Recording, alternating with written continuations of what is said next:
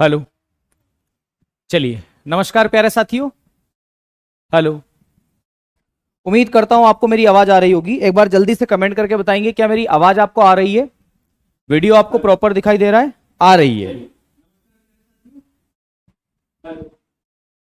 उम्मीद करता हूं आपको मेरी आवाज आ रही होगी। एक बार जल्दी से कमेंट करके बताएंगे क्या मेरी। चलिए, सभी को जय महाकाल, सभी को राधे राधे। जल्दी से एक बार क्लास के साथ में जुड़ेंगे ताकि आज की इस कक्षा को हम विधिवत रूप से शुरू कर सके। और निश्चिंत रहिएगा, आज हम बहुत सारी बातों को करने वाले हैं। आज हम जो है कुछ बेसिक सी बातों को पूरा करने वाले हैं। तो सबसे पहले तो जल्दी से जुड़ जाएंगे। ये लो, इसको ले जाओ भैया।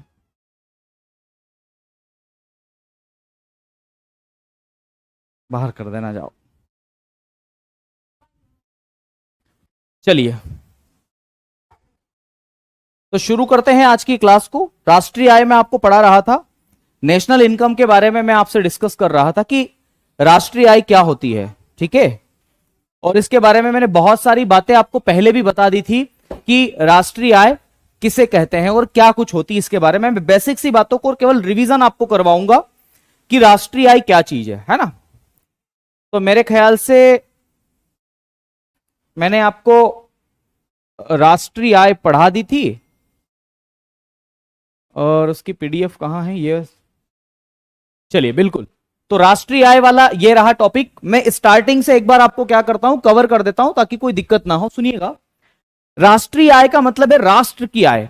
और राष्ट्र की आय कैसे निकाली जाती है? तो राष्ट्र की आय निकाली जाती है यहां रहने वाले सभी लोगों की टोटल इनकम को जोड़ करके। जैसे परिवार की आय निकाली जाती है ना, फैमिली इनकम। परिवार के जितने भी सदस्य, उन सब सदस्यों को मिलने वाला जो पैसा है उन सबको जोड़ दिया जाए तो आपकी कौन सी हो जाएगी? तो ध्यान रखिएगा, उसको आप लोग किस नाम से जानते हो? तो उसे आप लोग जानते हो पारिवारिक आय। वैसे ही राष्ट्रीय आय की भी हम बात करेंगे, ठीक है।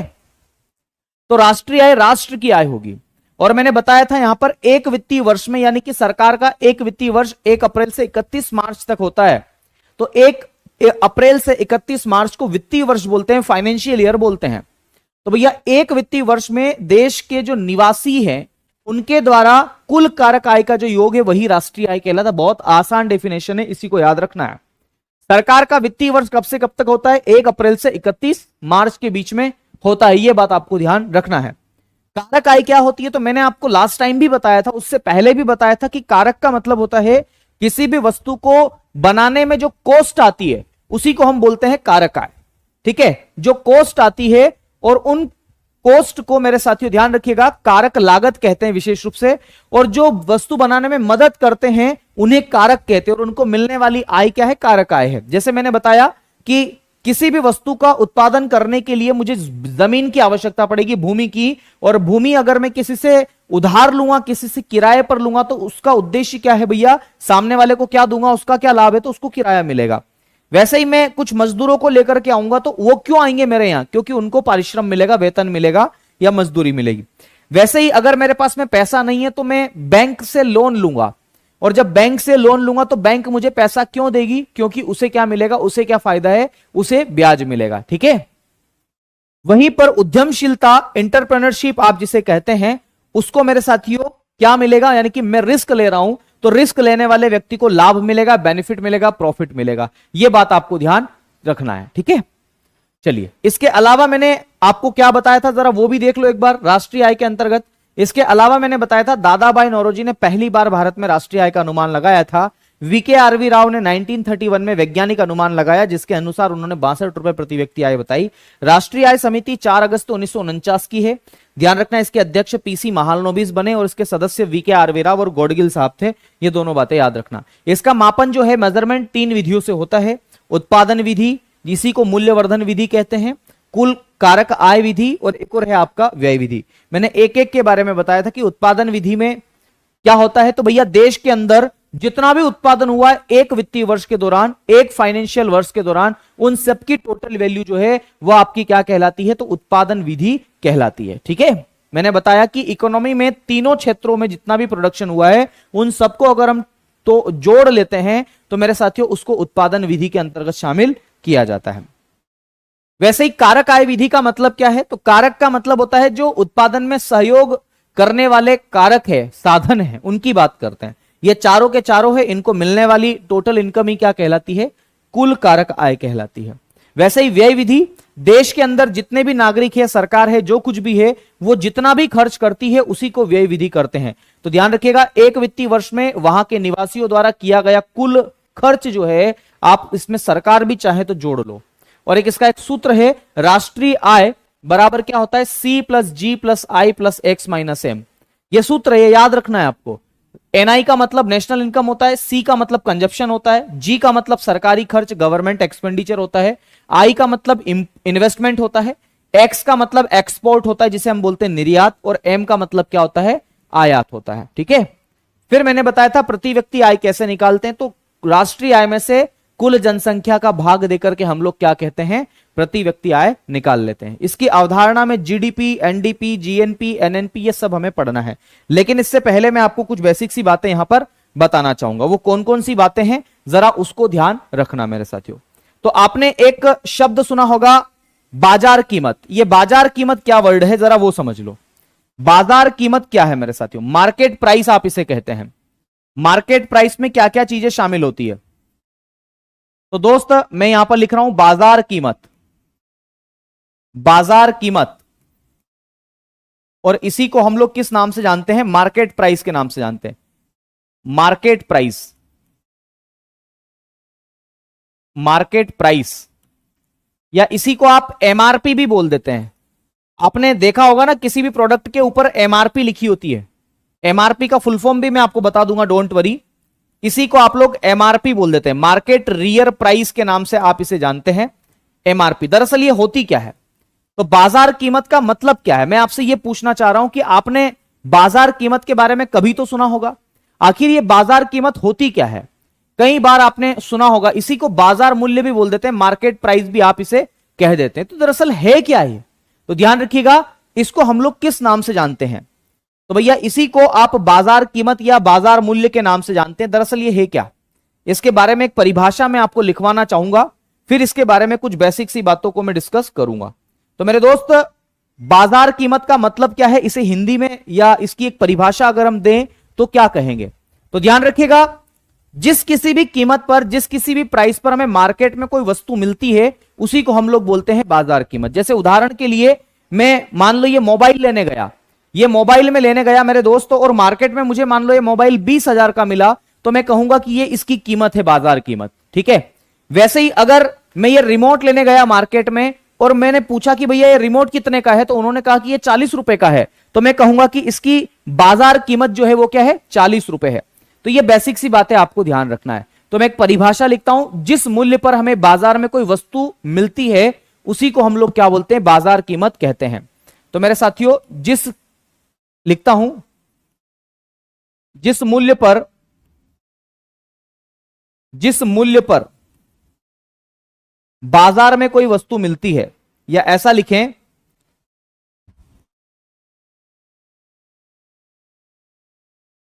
जिस मूल्य पर बाजार में मिलने वाली वस्तु, जिस मूल्य पर बाजार में वस्तु मिलती है, तो ध्यान रखिएगा, जिस प्राइस पर मेरे साथियों मार्केट में कोई भी कमोडिटी मिलती है, कोई भी गुड्स मिलती है, उसी को हम लोग क्या बोलते हैं? बाजार कीमत आप कहते हैं। यहां पर एक बात समझना, एमआरपी का फुल फॉर्म जरूर लिख लेना मेरे साथियों। इसको हम लोग क्या बोलते हैं? एमआरपी को। तो ध्यान रखिएगा, एमआरपी का जो फुल फॉर्म है वो क्या कहते हैं? तो मैक्सिमम रिटेल प्राइस आप इसे कहते हैं। क्या बोलते हैं? Maximum retail price. तो इसमें लिखेंगे maximum retail price, maximum retail price आप इसे कहते हैं। और इसी को हिंदी में किस नाम से जाना जाता है? तो ध्यान रखिएगा, अधिकतम खुदरा मूल्य। क्या बोलते हैं इसको? अधिकतम खुदरा मूल्य। रिटेल का मतलब होता है खुदरा, तो अधिकतम खुदरा मूल्य बोलते हैं इसको आप। अधिकतम खुदरा मूल्य के नाम से आप इसे जानते हैं, ये एमआरपी कहलाता है। देखो, बाजार कीमत यानी कि मार्केट प्राइस, इसका एक सूत्र है, जरा वो भी लिख लेना मेरे दोस्त। मार्केट प्राइस या एमपी हम इसे कह देते हैं मार्केट प्राइस। मार्केट प्राइस का सूत्र क्या है? तो मेरे दोस्त, मार्केट प्राइस का सूत्र है कि कोई भी वस्तु की कीमत बाजार में जो भी कुछ होगी उसे मार्केट प्राइस कहते हैं। लेकिन मेरी बात को समझना, इस मार्केट प्राइस में है क्या क्या? तो दरअसल इसके अंतर्गत एक चीज है कारक लागत। कारक लागत आप इसे कहते हैं। किसी भी वस्तु में जो वास्तविक लागत है उसी को कारक लागत कहते हैं। मतलब कारकों को दिया गया पैसा, जैसे इस पेन को बनाने में मान लो 10 रुपए कारक लागत है। फैक्ट्री मतलब किराया आपने दिया फैक्ट्री का या जमीन का, मान लो हो सकता है 5 रुपए दिया आपने, 2 रुपए मजदूर को दिए, 7 रुपए हो गया, है ना। और मान लो 2 रुपए जो है वो आपने ब्याज में दिए, 9 हो गया, और 1 रुपए आपने अपना क्या रखा, प्रॉफिट रखा। तो मेरे साथियों ये कारक लागत है, और कारक लागत को आप फैक्टर कॉस्ट के नाम से जानते हैं। एफसी में लिख दे रहा हूं, बाकी मैं आगे बताऊंगा। दूसरा मेरे साथियों, इसके साथ में इनडायरेक्ट टैक्स भी जुड़ा होता है। अप्रत्यक्ष कर, सरकार कुछ टैक्स लेती है किसी भी वस्तु के ऊपर, जीएसटी लेती है, तो मैंने लिखा अप्रत्यक्ष कर। और सरकार कुछ सब्सिडी भी देती है मेरे साथियों, माइनस सहायिकी। मैं अंग्रेजी में भी लिख दूंगा, 2 परिभाषा लिख दूंगा, डोंट वरी। तो इसको हम लोग टोटल रूप से किस नाम से जानते हैं? तो ध्यान रखिएगा, इसी को हम एमआरपी या आप कहें इसी को मार्केट प्राइस के नाम से जानते हैं। तो मार्केट प्राइस का सूत्र क्या है, जरा फिर से समझ लेना मेरे साथियों। मार्केट प्राइस का सूत्र है एमपी, यानी कि मार्केट प्राइस बराबर क्या होता है? मार्केट प्राइस बराबर क्या होता है? Factor cost, factor cost plus indirect tax, indirect tax minus subsidy, minus subsidy. सरकार सब्सिडी भी देती है मेरे दोस्त, और सरकार सब्सिडी क्यों देती है? इसलिए देती है ताकि उत्पादन को बढ़ावा दिया जा सके। तो ये सूत्र आप लोगों को यहां पर ध्यान रखना है। मैं क्या करता हूं कि यहां पर ये चिन्ह बदल देता हूं, नहीं तो कहीं ऐसा ना हो कि गड़बड़ हो जाए। तो मार्केट प्राइस बराबर क्या होता है? फैक्टर कॉस्ट यानी कि कारक लागत प्लस इनडायरेक्ट टैक्स माइनस क्या होता है? सब्सिडी या फिर सहायिकी, आप इसे हिंदी में कह देते हैं। तो भैया मार्केट में कोई वस्तु जो है वो किस कीमत पर मिलेगी? जैसे उदाहरण के लिए पेन बनाने के लिए 10 रुपए इसकी फैक्टर कॉस्ट है, सरकार ने इस पर 2 रुपए टैक्स लिया, है ना, इनडायरेक्ट टैक्स लिया। मैं मान करके चलता हूं, इसकी मार्केट प्राइस कितनी है इसको देखता है पेन की। तो मैंने लिखा एमपी, एमपी का मतलब है मार्केट प्राइस बराबर फैक्टर कॉस्ट कितनी है? तो मान लो इस पेन को बनाने में 10 रुपए लगे। कितने रुपए लगे मेरे दोस्त? 10 रुपए लगे। सरकार ने 2 रुपए इस पर क्या लिया? टैक्स लिया। सरकार ने इस पर कितना टैक्स लिया? 2 रुपए टैक्स लिया, यह बात ध्यान रखना है। और 1 रुपए की सब्सिडी भी दी सरकार ने। सरकार ने कहा कि चलो 1 रुपए की हम सब्सिडी भी दे रहे हैं। तो मेरे दोस्त इससे आपका क्या निकल जाएगा? तो इससे आपका मार्केट प्राइस निकल जाएगा। अब बताओ कितना निकलेगा? तो मार्केट प्राइस बराबर 10 प्लस 2 कितना हो गया? 12, 12 माइनस 1 कितना हो गया? 11। यानी कि मार्केट प्राइस कितनी हो गई इसकी? 11 रुपए हो गई। आ रही बात समझ में? तो 11 रुपए इसकी मार्केट प्राइस है, यह बात आपको ध्यान रखना है। तो इसी को बोलते हैं बाजार कीमत। क्या बोलते हैं इसको भैया?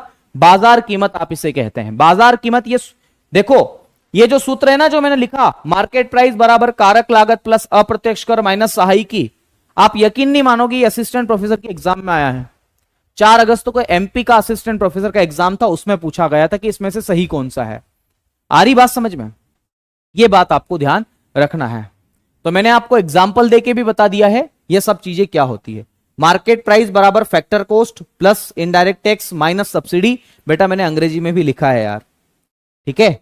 तो ये दोनों बातें आपको ध्यान रखना। इसी को क्या बोलते हैं?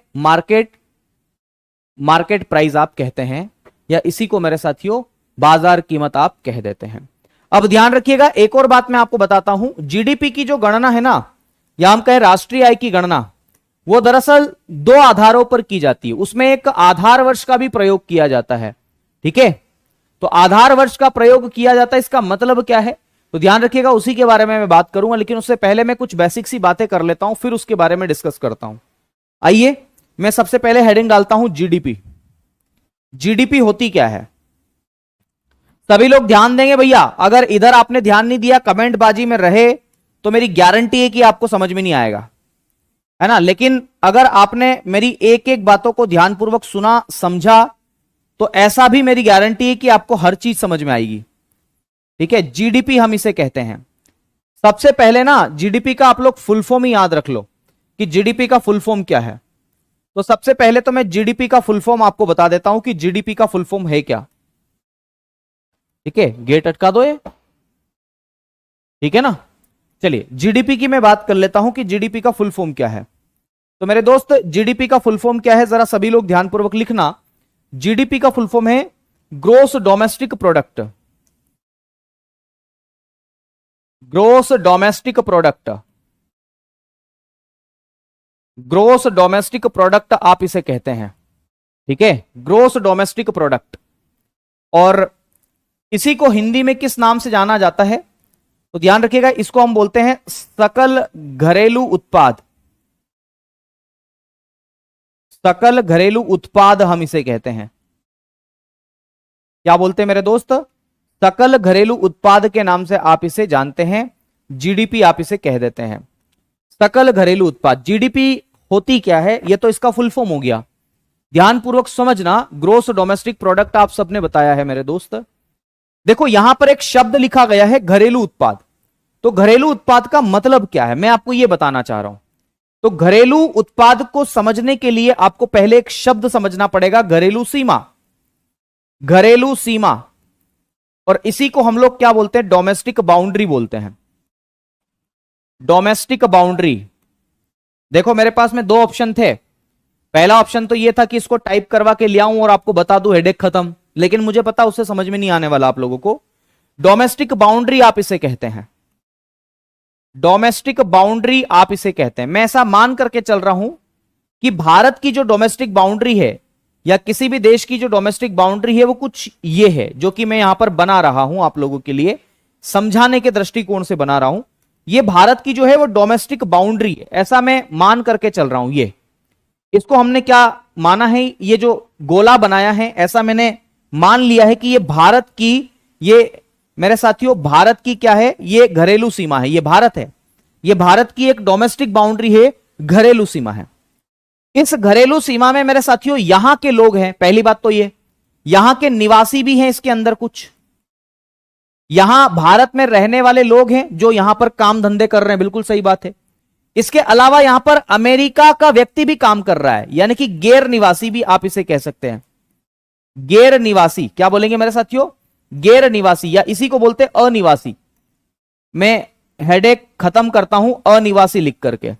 नॉन रेसिडेंशियल आप इसे कहते हैं, मतलब अमेरिका, जापान, जर्मनी कहीं का भी व्यक्ति भारत में रह रहा है कुल मिलाकर, और यहां उत्पादन कर रहा है, प्रोडक्शन कर रहा है, काम कर रहा है, धंधा कर रहा है, जो करना है कर रहा है बेचारा, यहां से पैसे कमा के वो अपने देश में ले जा रहा है कुल मिला के।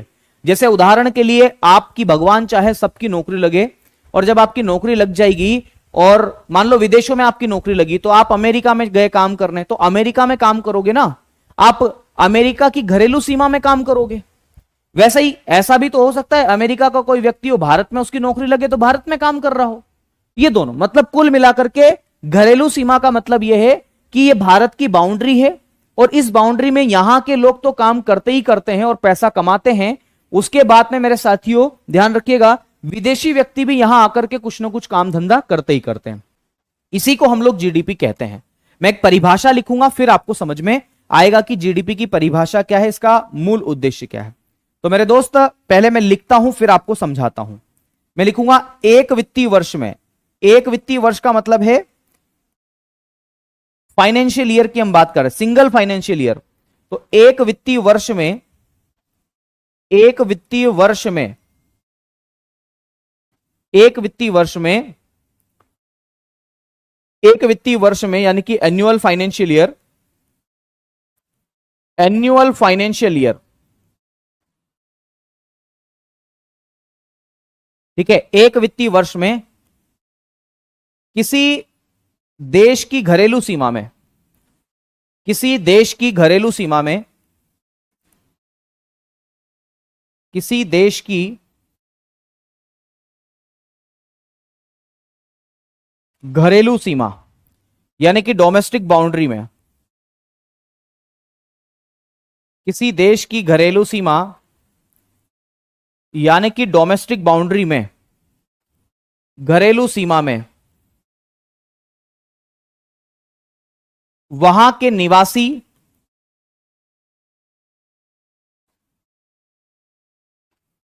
वहां के निवासी और अनिवासी, वहां के निवासी और अनिवासी, नॉन रेसिडेंशियल, वहां के निवासी और अनिवासी द्वारा किया गया कुल उत्पादन, द्वारा किया गया कुल उत्पादन क्या कहलाता है? जीडीपी कहलाता है, जीडीपी कहलाता है। देखो मैं फिर से पढ़ करके बताता हूं। मैंने ये बताया किसी भी देश की घरेलू सीमा के अंदर एक वित्तीय वर्ष में वहां के निवासियों के द्वारा, चाहे वहां के गैर निवासियों के द्वारा, ध्यान रखिएगा दोनों के द्वारा मेरे साथियों, अगर उत्पादन किया जाता है, प्रोडक्शन किया जाता है, तो इसी को हम लोग क्या बोलते हैं? जीडीपी कहते हैं। यह बात आपको ध्यान रखना। इतनी सी बात मैंने यहां पर बताई है। ठीक है, बहुत बढ़िया।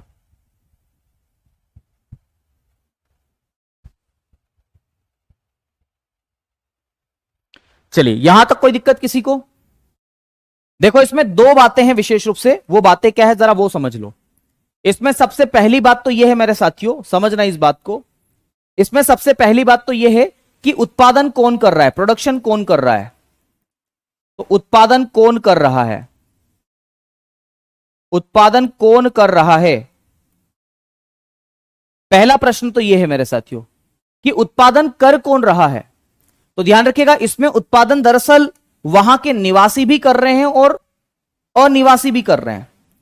तो निवासी और अनिवासी, निवासी का मतलब है रेसिडेंशियल, है ना, और अनिवासी का मतलब क्या है? Non residential. निवासी और अनिवासी ये दोनों क्या कर रहे हैं? वहां पर उत्पादन कर रहे हैं। आ रही बात समझ में? इन दोनों के द्वारा उत्पादन किया जा रहा है। तो दोनों उत्पादन करेंगे, निवासी भी करेंगे और अनिवासी भी करेंगे। दूसरा प्रश्न आपको यह बात ध्यान रखना है कि उत्पादन कहां किया जा रहा है। आ रही बात समझ में? उत्पादन कौन कर रहा है और कहां किया जा रहा है। उत्पादन कहां किया जा रहा है, उत्पादन कहां किया जा रहा है। तो ध्यान रखिएगा उत्पादन कहां पर किया जा रहा है। तो ध्यान रखिएगा घरेलू सीमा में किया जा रहा है। किसी भी देश की इकोनॉमी की डोमेस्टिक बाउंड्री में, घरेलू सीमा में क्या किया जा रहा है? उत्पादन किया जा रहा है। ये दोनों बातें आपको ध्यान रखना है। तो भैया उत्पादन कहां पर किया जा रहा है? तो किसी भी देश की घरेलू सीमा में किया जा रहा है। यह बात आपको ध्यान रखना है। ठीक है, और मैंने आपको यह बताया है कि वो उत्पादन चाहे वहां रहने वाला व्यक्ति करे, चाहे मेरे साथियों किसी दूसरे देश का व्यक्ति वहां पर आकर के वहां पर क्या करता है? उत्पादन करता है। तो इसी को हम लोग क्या बोलते हैं? घरेलू सीमा में किया गया उत्पादन जो है उसी को जीडीपी कहते हैं मेरे साथियों, ग्रोस डोमेस्टिक प्रोडक्ट कहते हैं। यह बात आपको ध्यान रखना है। तो जीडीपी का मतलब आप समझ गए होंगे। जीडीपी का मतलब होता है मेरे दोस्त, ध्यान रखिएगा, ग्रोस डोमेस्टिक प्रोडक्ट। और इसका मतलब होता है कि किसी भी देश की डोमेस्टिक बाउंड्री के अंदर जितना भी प्रोडक्शन हो रहा है, चाहे वह वहां के रेसिडेंशियल व्यक्ति के द्वारा किया जा रहा हो या नॉन रेसिडुअल व्यक्ति के द्वारा किया जा रहा हो, किसी के द्वारा भी किया गया हो मेरे साथियों, तो उसको आप लोग क्या कहते हैं? जीडीपी कह देते हैं। अब ध्यान रखिएगा मेरे दोस्त, यहां पर मैं एक बात आपको बताना चाहता हूं, वो जरा समझिएगा कि जीडीपी की जो गणना है ना, दरअसल दो आधार पर की जाती है। जीडीपी की गणना, जीडीपी की गणना, और गणना को हम बोलते हैं कैलकुलेशन। जीडीपी की जो कैलकुलेशन है, कैलकुलेशन, वो दरअसल दो आधारों पर की जाती है। जीडीपी की कैलकुलेशन कितने आधारों पर की जाती है? दो आधार। इसके दो तरीके हैं। ठीक है, जीडीपी की कैलकुलेशन करने के हमारे पास में कितने तरीके हैं मेरे साथियों? दो तरीके हैं। और ये दो तरीके कौन कौन से हैं जरा वो समझ लो मेरे साथियों। एक को हम क्या बोलते हैं? करंट प्राइस पर जीडीपी। तो मेरे साथियों पहला तरीका जो है उसे हम बोलते हैं करंट प्राइस पर जीडीपी। ठीक है, उसे हम लोग बोलते हैं करंट प्राइस पर जीडीपी, करंट प्राइस पर जीडीपी। और इसको हम अंग्रेजी में क्या बोलेंगे? तो जीडीपी ऑन करंट प्राइस। ठीक है, करंट प्राइस पर जीडीपी, और इसी को हम लोग क्या बोलते हैं? Nominal GDP. नॉमिनल जीडीपी, या ऐसा लिखें आप लोग, डायरेक्ट लिखो नॉमिनल जीडीपी। नॉमिनल जीडीपी एक होता है मेरे दोस्त नॉमिनल जीडीपी, अभी मैं बताऊंगा नॉमिनल जीडीपी को क्या कहते हैं, क्या होता है ये। और दूसरा होता है जिसे आप कहते हैं रियल जीडीपी, या इसी को बोलते हैं वास्तविक जीडीपी। अंग्रेजी में इसे रियल जीडीपी कह देते हैं, वास्तविक जीडीपी, वास्तविक जीडीपी। और इसी को हम लोग किस नाम से जानते हैं अंग्रेजी में, तो रियल जीडीपी के नाम से जानते हैं। तो मेरे साथियों जीडीपी की जो कैलकुलेशन है दरअसल दो आधारों पर की जाती है। एक को हम क्या कहते हैं, तो नॉमिनल जीडीपी कहते हैं, और दूसरे को हम लोग क्या कहते हैं, तो वास्तविक जीडीपी या रियल जीडीपी कहते हैं। नॉमिनल जीडीपी का मतलब क्या है जरा वो समझ लो, ध्यान रखिएगा। नॉमिनल जीडीपी का मतलब क्या है? नॉमिनल जीडीपी का मतलब यह होता है कि जैसे वर्तमान समय की मैं बात करूं, 2024 के समय पे किसी वस्तु की कीमत कितनी है, अगर इसको हमें निकालना है तो इसी को हम लोग क्या बोलते हैं, नॉमिनल जीडीपी बोलते हैं, या इसी को बोलते हैं चालू कीमत पर, चालू कीमत पर, करंट प्राइस पर जीडीपी, चालू कीमत पर जीडीपी की गणना करना,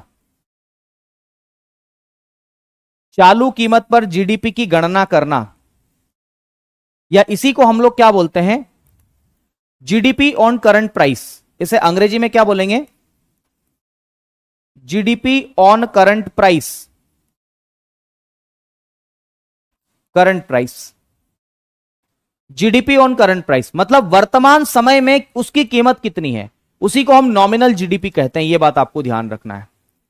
नॉमिनल जीडीपी का मतलब यह होता है कि चालू कीमत पर अभी जीडीपी कितनी है। मैं भी एग्जांपल देके भी आपको बताऊंगा। और रियल जीडीपी का मतलब क्या होता है, वास्तविक जीडीपी आप इसे कहते हैं मेरे दोस्त।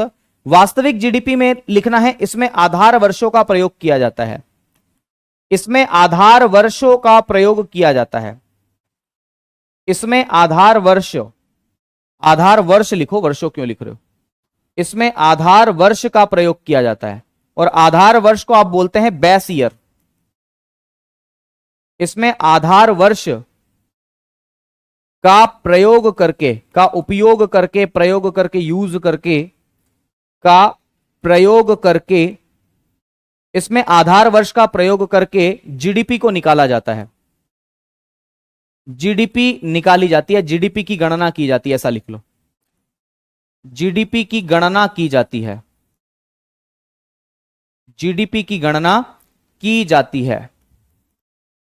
तो ध्यान रखिएगा मेरे दोस्त, जिसमें बेस ईयर का यूज करके मेरे साथियों जीडीपी की गणना की जाए उसी को हम लोग क्या कहते हैं, वास्तविक जीडीपी कहते हैं, रियल जीडीपी कहते हैं। ठीक है, चलिए बहुत बढ़िया, शानदार।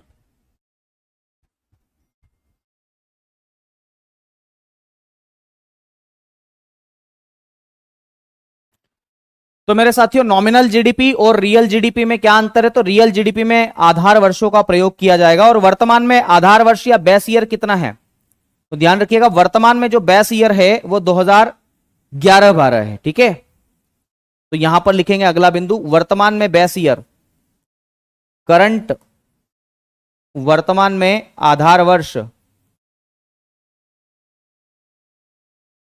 करंट बेस ईयर की हम बात करें मेरे दोस्त, वर्तमान में आधार वर्ष बेस ईयर, अभी क्या चल रहा है बेस ईयर, तो ध्यान रखिएगा बेस ईयर जो है 2011-12 चल रहा है। क्या चल रहा है, 2011-12 चल रहा है। अगर आपसे पूछे कि इससे पहले क्या था, तो 2004-5 था। ये कब बदला मेरे साथियों, 2004-5 से 2011-12 कब किया, तो ध्यान रखिएगा 2004-5 से 2011-12 जो है वह आपका कब किया गया, तो ध्यान रखिएगा 2015 में किया गया। अब जरा मैं एक आपको उदाहरण देके बताता हूं तो आपको समझ में आएगा, ऐसे समझ में नहीं आएगा। मान लेते हैं एक तरफ मैं लिखता हूं वस्तु, और वस्तु को मेरे दोस्त कमोडिटी कहते हैं, कमोडिटी कहते हैं, वस्तु को कमोडिटी कहते हैं, मैंने लिखा कमोडिटी। ठीक है, और एक तरफ मैं लिखता हूं मेरे साथियों नॉमिनल जीडीपी, या ऐसा लिखो मात्रा, मात्रा का मतलब है क्वांटिटी, उस वस्तु की मात्रा कितनी उत्पादित की गई, या लिखो उत्पादन की मात्रा, उत्पादन की मात्रा, क्वांटिटी ऑफ प्रोडक्शन, ठीक है, उत्पादन की मात्रा कितनी है इस वस्तु की, और एक तरफ आप लिखेंगे मेरे साथियों नॉमिनल जीडीपी, नॉमिनल जीडीपी, और एक तरफ लिखेंगे रियल जीडीपी। और आपको पता है कि रियल जीडीपी में बेस ईयर का प्रयोग किया जाता है कि नहीं किया जाता? बिल्कुल किया जाता है। तो जरा इसके बारे में हम लोग देखने की कोशिश करते हैं। जैसे उदाहरण के लिए मैं यहां पर ज्यादा वस्तुएं नहीं लूंगा, लेकिन फिर भी ठीक ठाक मात्रा में वस्तुएं लूंगा, ठीक है। ये ध्यान रखना जरा यहां पर, ये मैंने दरअसल इतनी बातें यहां पर लिखी है। मान लो मैं किसी वर्ष पेन के उत्पादन की मैं बात करता हूं, ये पहला वस्तु है पेन, पेन कमोडिटी मेरे साथियों, लेखनी आप इसे कह सकते हैं, ठीक है। और मान लो इस पेन का उत्पादन कितना हुआ है, तो ऐसा मैं मान करके चल रहा हूं कि 100 पेन का उत्पादन होता है, 100 यूनिट, 100 यूनिट पेन का उत्पादन होता है। कितने यूनिट पेन का उत्पादन होता है मेरे साथियों? 100 यूनिट पेन का उत्पादन होता है। अभी पिछले साल का आंकड़ा लेकर के बता रहा हूं आप लोगों को।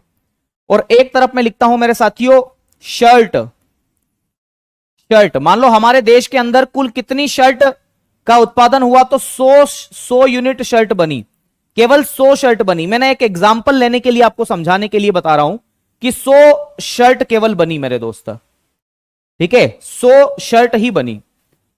और तीसरा जो वस्तु है मेरे साथियों, मैं ऐसा मान करके चल रहा हूं कि वह है आपका जींस, जींस, अरे जींस छोड़ो यार, मोबाइल की बात कर लेते हैं, मोबाइल की बात कर लेते हैं। और ऐसा मैं मान करके चल रहा हूं कि 20 मोबाइल बने हैं इस वर्ष में। कितने मोबाइल बने हैं मेरे साथियों? 20 मोबाइल बने हैं। अब इनकी जीडीपी कैसे कैसे निकाली जाती है, जरा वो समझना मेरी बात को ध्यानपूर्वक, उसके बारे में समझना। मैं जो बताना चाह रहा हूं, मैं ये बताना चाह रहा हूं कि वर्तमान में जो वर्ष चल रहा है वो क्या चल रहा है, तो आप सभी को पता है कि 2024 चल रहा है। तो नॉमिनल जीडीपी जब भी मैं निकालूंगा मेरे साथियों, तो नॉमिनल जीडीपी में कौन से वर्ष का आंकड़ा लिया जाएगा? तो करंट ईयर का आंकड़ा लिया जाएगा। इसका मतलब है कि यहां पर 2024 की कीमतों का आंकड़ा लिया जाएगा। 2024 में उस वस्तु की कितनी कीमत है, ठीक है। और यहां पर जरा ध्यान रखना है, रियल जीडीपी जब भी प्रयोग की जाएगी, रियल जीडीपी जब भी निकाली जाएगी, तो इसमें बेस ईयर का आंकड़ा लिया जाएगा। और मैंने अभी बताया कि वर्तमान में बेस ईयर कितना है, तो 2011-12 है। यानी कि उस वस्तु की कीमत 2011-12 में कितनी थी, इसी को हम लोग बोलते हैं बेस ईयर। हालांकि यह सब आपकी परीक्षा के लिहाज से बिल्कुल भी महत्वपूर्ण नहीं है, सीजीएल के लिए जरूर महत्वपूर्ण है, एसएससी जीडी के लिए जितना पढ़ा दिया उतना ही है ना, फिर भी समझ लो। मैंने ऐसा अनुमान लगाया मेरे साथियों, मैंने ऐसा आंकड़ा निकालने के लिए क्या किया, पेन का उत्पादन किया 2024 में और 100 पेन का उत्पादन किया। और इस पेन की कीमत, 100 पेन की कीमत कितनी है, तो ध्यान रखिएगा, पहले मात्रा लिख देता हूं, 100 यूनिट है, 100 यूनिट पेन का उत्पादन किया। और आज एक पेन जो है वो कितने रुपए में मिल रहा है, तो मैं मान करके चल रहा हूं कि 20 रुपए एक पेन की कीमत है, 20 रुपए एक पेन की कीमत है। तो मैंने लिखा 100 पेन है मेरे साथियों, मैं फिर से लिख देता हूं, पूरा ही लिख देता हूं कि 100 यूनिट है मेरे साथियों, और एक की कीमत कितनी है, 20 रुपए है। तो 20 रुपीस जो है वो एक की कीमत, एक पेन की कीमत है। तो मुझे बताओ 2024 में अगर 20 रुपए एक पेन की कीमत है, तो 100 पेन की टोटल कीमत कितनी होगी? तो मेरे ख्याल से आप मुझे बताएंगे कि सर 100 पेन की टोटल कीमत होगी मेरे साथियों 20, तो ये हो गया, 2 जीरो और लगा दो, यानी कि 2000 रुपए हो गई। यानी कि नॉमिनल जीडीपी अगर निकालेंगे पेन की तो कितनी आ गई, 2000 रुपए आ गई, बात समझ में। वहीं पर रियल जीडीपी की अगर हम बात करें तो 100 पेन है, आपको पता ही है 100 यूनिट पेन है मेरे साथियों, लेकिन 2011-12 में एक पेन की कीमत जो है वो 10 रुपए थी, उस समय 10 रुपए ही थी 2011-12 में। तो मैंने लिखा 10 रुपीस। अब मुझे बताओ कैलकुलेशन करके आप लोग कितने रुपए बनेंगे, आप ही बताना मेरे साथियों। 100 यूनिट का, अगर 100 यूनिट पेन का उत्पादन हुआ है तो उस समय 10 रुपए एक पेन की कीमत थी, इसका मतलब है 1000 रुपए का उत्पादन किया गया है, 1000 रुपए पेन की जीडीपी है। आ रही बात समझ में। अब मुझे बताओ रियल जीडीपी और वास्तविक जीडीपी में, रियल जीडीपी और नॉमिनल जीडीपी में क्या अंतर आपको देखने को मिल रहा? कोई बात नहीं, अभी नहीं समझ में आ रहा है, एक बार और एग्जांपल लेते हैं, ऐसी कोई दिक्कत वाली बात नहीं है। शर्ट की मैं बात करता हूं, 2024 में 100 शर्ट का उत्पादन किया गया, और ध्यान रखिएगा 2024 में एक शर्ट की जो कीमत थी वो कितनी थी, तो मैं ऐसा मान करके चल रहा हूं कि 100 यूनिट थी और एक शर्ट की जो कीमत थी वो कितनी थी, तो मैं मानकर चलूं मेरे साथियों 50 रुपए एक शर्ट की कीमत थी। इतनी सस्ती तो नहीं हो सकती, लेकिन एक एग्जांपल लेने में क्या ही जा रहा है आपको बताने के लिए। तो अब मुझे बताइए नॉमिनल जीडीपी कितनी होगी। तो भैया 2024 में 50 रुपए में एक शर्ट मिलती थी, तो 100 शर्ट कितने में मिलेगी, तो आपको सबको पता है मेरे दोस्त कि कितने हो जाएंगे, तो 5,000 रुपए हो जाएंगे। कितने हो जाएंगे, 5,000 हो जाएंगे। वहीं पर अगर मैं बात करूं 2011-12 के आंकड़ों के अनुसार, तो 100 शर्ट मेरे साथियों ध्यान रखिएगा, 100 यूनिट की अगर मैं बात करूं उस समय जो है वो केवल और केवल 25 रुपए में मिलती थी 2011-12 में। तब इसके अनुसार कितने रुपए हो जाएंगे, तो ध्यान रखिएगा 2500 रुपए हो जाएंगे। अब आप ही अंतर बताना क्या अंतर आ रहा है, मैं अभी नहीं बताऊंगा, आप लोग बताएंगे। मोबाइल बनाए गए, ऐसा मैं मान करके चल रहा हूं मेरे साथियों कि 20 मोबाइल बनाए गए और 20 यूनिट के हिसाब से एक मोबाइल कितने रुपए का मिल रहा था। तो मैं ऐसा उदाहरण मान लेता हूं कि 1000, या ऐसा मैं मान लेता हूं मेरे साथियों 1000 रुपए का एक मोबाइल मिल रहा था, 1000 रुपए का एक मोबाइल था, तो 20 मोबाइल कितने रुपए के होंगे, तो आप सबको पता चल गया होगा कि सर 20,000 के मोबाइल होंगे। ठीक है, वहीं पर अगर रियल जीडीपी बेस ईयर का प्रयोग मैं करूं तो मेरे साथियों 20 मोबाइल की कीमत 2011-12 में कितनी थी, तो एक मोबाइल की कीमत मात्र और मात्र 500 रुपए थी। ये अनुमान से लिख रहा हूं कि 500 रुपए में मिल गया होगा, तो 500 रुपए एक मोबाइल की कीमत थी, तो 20 मोबाइल की कीमत कितनी होगी, तो ध्यान रखिएगा 20 से पंजे 100, यानी कि क्या हो जाएगा, 10,000 हो जाएगा। तो सिंपल सा आपको क्या अंतराल दिख रहा है, क्या कुछ चीजें आपको समझ में आ रही है। अब मैं चाहता हूं कि आप लोग इसका जवाब दें कि आपको चीजें क्या समझ में आ रही है। ठीक है, आपको क्या चीजें समझ में आ रही है ये बताओ। देखो नॉमिनल जीडीपी और रियल जीडीपी, आधार वर्ष बदलने से जीडीपी बदल जाएगी देश की। आ रही बात समझ में, नहीं समझ में आ रही, कोई बात नहीं, फिर से समझेंगे, ऐसी कोई दिक्कत वाली बात नहीं है, ना तो मुझे जल्दी है ना आपको जल्दी है। मैं फिर से आपको बताता हूं।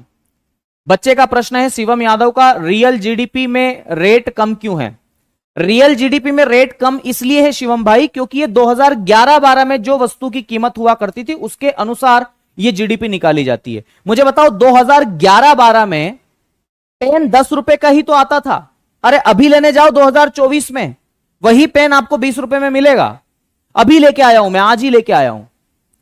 धीरज है ना, बोल रहे रिकॉर्डिंग क्लास, बहुत अच्छा बेटा, 20 साल पहले रिकॉर्ड कर ली थी हमने, है ना। आ रही बात समझ में आपको। मैं फिर से बताता हूं, रियल जीडीपी का मतलब होता है वास्तविक जीडीपी, और नॉमिनल जीडीपी का मतलब क्या होता है कि करंट ईयर की प्राइस पर अगर आप जीडीपी की कैलकुलेशन करते हैं तो ये। ठीक है मेरे दोस्त, ये जीडीपी वाला टॉपिक खत्म हो जाएगा, राष्ट्रीय आय वाला, तो मैं पीवाईक्यू करवाऊंगा। यार इतनी भी क्या जल्दबाजी है, रुक तो जाओ। इतनी बात समझ में आ गई। तो मेरे दोस्त एक बात आपको समझ में आई होगी कि नॉमिनल जीडीपी हमेशा रियल जीडीपी की तुलना में क्या होती है, ज्यादा होती है। अगर मेरे दोस्त ध्यान रखना, धीरज पुरी जी सुनिएगा मेरी बात को, अगर आपसे यह पूछा जाए, समझना, अगर आपसे कथन बना करके, स्टेटमेंट बना करके यह बात पूछ ली जाए कि भैया नॉमिनल जीडीपी सदैव रियल जीडीपी से ज्यादा होती है, सही है कि गलत है, सही है। रियल जीडीपी हमेशा नॉमिनल जीडीपी से क्या होगी, कम ही होगी। क्यों, क्योंकि इसमें बेस ईयर का प्रयोग किया जाएगा, और हमेशा समझना, हमेशा समय के साथ में जैसे जैसे हम आगे बढ़ते जाते हैं वैसे वैसे कीमत क्या होती जाती है, बढ़ती जाती, कभी कम नहीं होती है। पेन जो आप बचपन में पढ़ा करते थे पहले वो 2 रुपए का आता था कि नहीं आता था, आज वही पेन जो है वो 10 रुपए का मिलता होगा। आ रही बात समझ में। तो ये बेसिक सी बात है। देखो मैंने पहले ही खुल के बोल दिया था, और वो क्या बोला था कि अगर आपने इस क्लास में थोड़ा बहुत भी इधर उधर बातचीत करी, ध्यान नहीं दिया तो समझ में नहीं आएगा। ठीक है, बहुत बढ़िया, शानदार। इतना बताएं, यहां तक सब ओके है।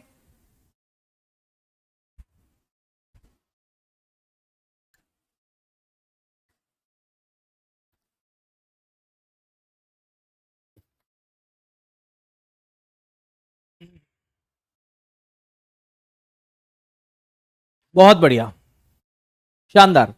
तो ये जीडीपी के बारे में मैंने बात कर ली। तो मैंने जीडीपी के बारे में दोनों शब्द बता दिए हैं कि जीडीपी की परिभाषा क्या है। तो जीडीपी का फुल फॉर्म है सकल घरेलू उत्पाद, या इसी को ग्रोस डोमेस्टिक प्रोडक्ट के नाम से जानते हैं।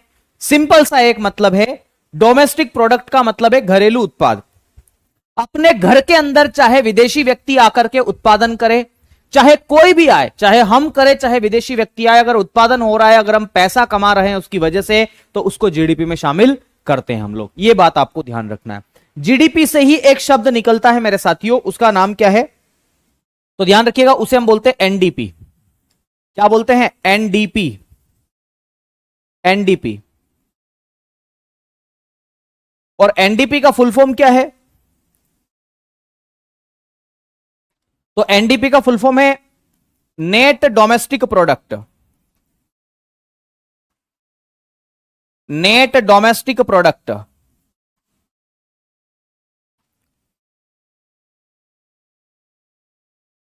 Net domestic product. देखो एनडीपी में आपको क्या याद रखना है? कुछ भी याद नहीं रखना है, केवल एक चीज याद रख लो, काम हो जाएगा उससे, आपका काम तो बन जाएगा मेरे दोस्त। बाकी अगर गहराई में घुसना चाहते हो तो वो बात एक अलग है।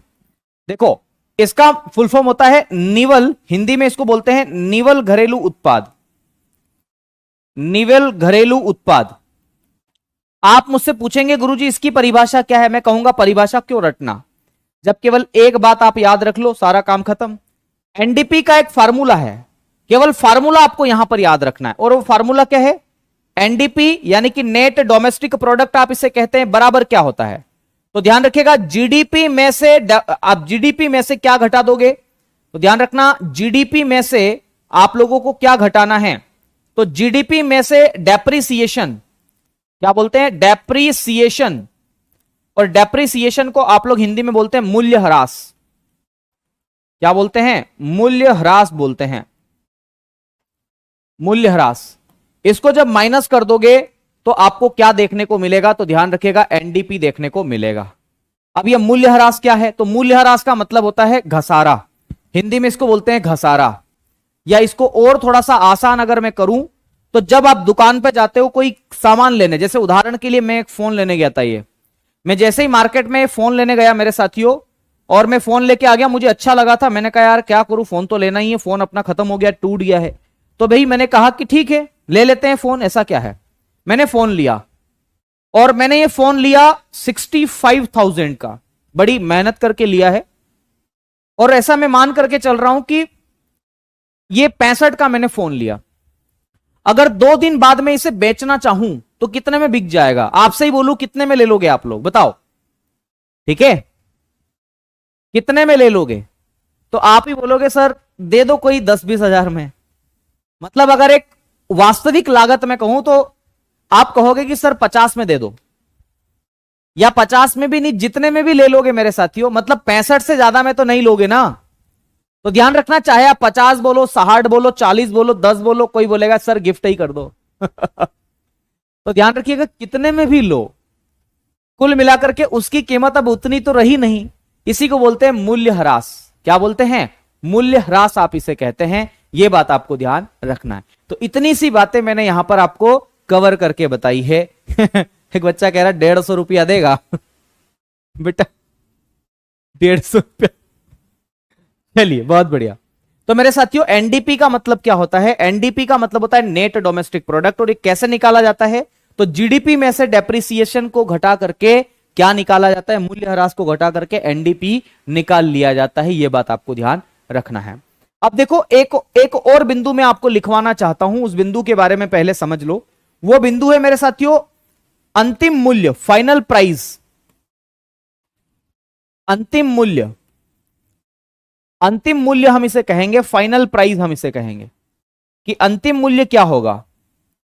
तो फाइनल प्राइस जो है मेरे साथियों, अंतिम मूल्य, आप लोग इसे आसान भाषा में समझने के लिए उपयोग करते हैं कि फाइनल प्राइस क्या होता है।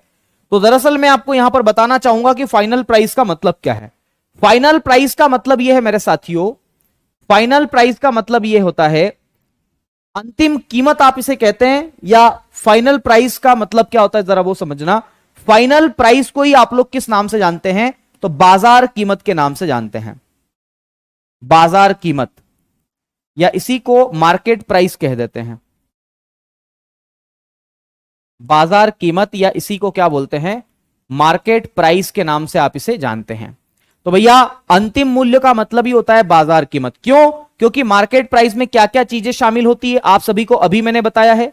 मार्केट प्राइस में एमपी में क्या क्या चीजें शामिल होती है, तो मार्केट प्राइस में फैक्टर कॉस्ट शामिल होता है, साधन लागत है ना, या कारक लागत भी आप इसे कहते हैं, प्लस इनडायरेक्ट टैक्स इसमें शामिल होता है, अप्रत्यक्ष कर जिसे आप कहते हैं मेरे साथियों, इनडायरेक्ट टैक्स, इनडायरेक्ट टैक्स इसमें शामिल होता है, और सरकार के द्वारा जो सब्सिडी दी जाती है उसको घटाया जाता है इसमें, तो सब्सिडी, इन चीजों को इसमें क्या किया जाता है, शामिल किया जाता है। यह बात आपको ध्यान रखना है।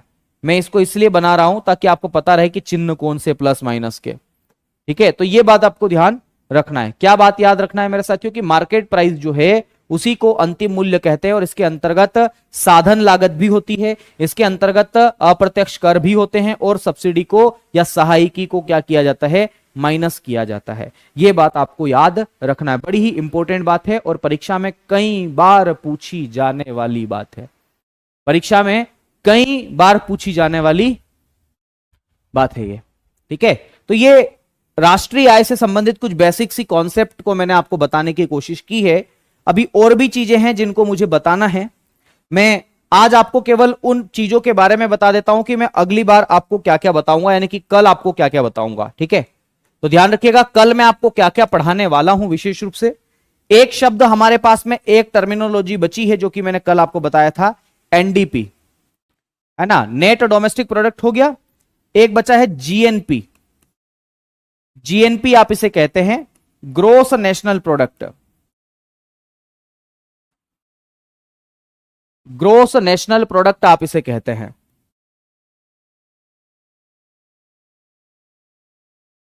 एक तो इसको पढ़ाना है मुझे, यह भी इंपॉर्टेंट है, ये आज नहीं पढ़ाऊंगा मेरे दोस्त, इसको कल पढ़ाऊंगा, ठीक है। जीएनपी आप इसे कहते हैं, ठीक है, जीएनपी आप इसे कहते हैं। और दूसरा मेरे दोस्त ध्यान रखिएगा, जीएनपी के अलावा अगर हम बात करें तो एक शब्द आपसे रूबरू करवाऊंगा, एनएनपी। एनएनपी जो होता है वो नेट नेशनल प्रोडक्ट होता है। ये दोनों कल ही बताऊंगा, नेट नेशनल प्रोडक्ट आप इसे कहते हैं, ठीक है। तो इसके बारे में भी मैं आपको कल ही डिस्कस करूंगा। इसके बाद में मेरे साथियों राष्ट्रीय आय में आपको और क्या पढ़ाने को छूट जाएगा, तो एक है मध्यवर्ती वस्तु। मध्यवर्ती वस्तु क्या होता है, मीडिएटरी गुड्स आप इसे कहते हैं, मध्यवर्ती वस्तु,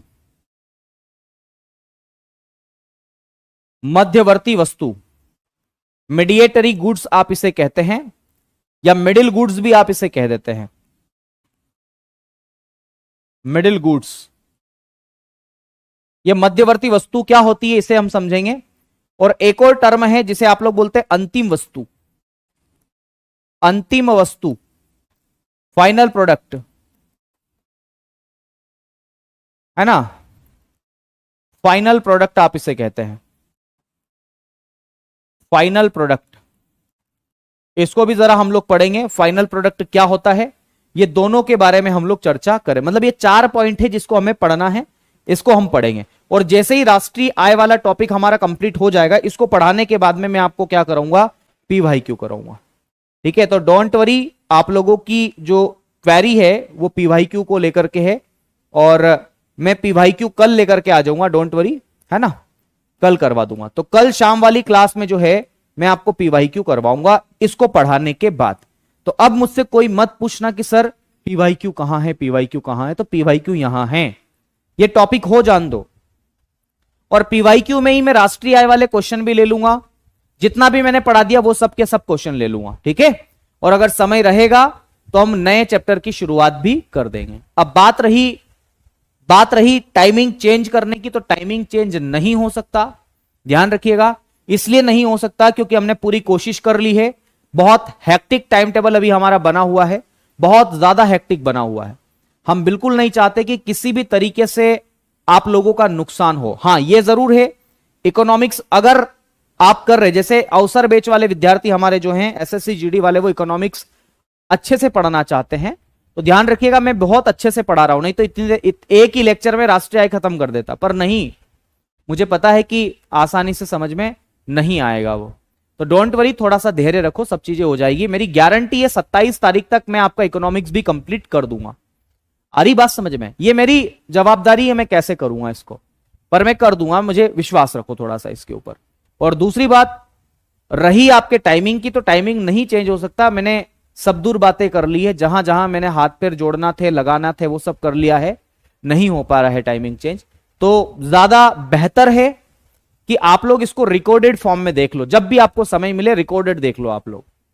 अगर लाइव नहीं आ पा रहे हो तो कोई दिक्कत नहीं, ठीक है, लेकिन मजबूरी है, थोड़ा सा आप भी समझो, है ना। और मैं समझ रहा हूं कि आपका नेट नहीं बचता है, सारी बातें हैं, सब कुछ हो जाएगा, है ना। चलिए, और बाकी सीजीएल वाले विद्यार्थी हैं वो भी देखना चाहे तो देख सकते हैं लाइव, और अगर पढ़ना चाहे वो क्लास रिकॉर्डेड तो वहां पर भी देख सकते हैं। विनर बैच आपको मिला ही है, तो ये ध्यान रखना है, ठीक है। मैं जानता हूं यार दोस्त कि नेटवर्क का इश्यू और ये सब चीजें, खैर आज के लिए इतना ही करते हैं, अब शेष वार्ता आप लोगों से कल करेंगे। तो चलिए फिर दीजिए मुझे इजाजत, कल मिलते हैं आपसे नए टॉपिक के साथ और पीवाईक्यू के साथ, है ना, नई बातों के साथ। तब तक के लिए नमस्कार, शुक्रिया, धन्यवाद, जय महाकाल, राधे राधे। खूब पढ़िए, मस्त रहिए, स्वस्थ रहिए और खूब इंजॉय करते रहिए। धन्यवाद दोस्तों, जय महाकाल।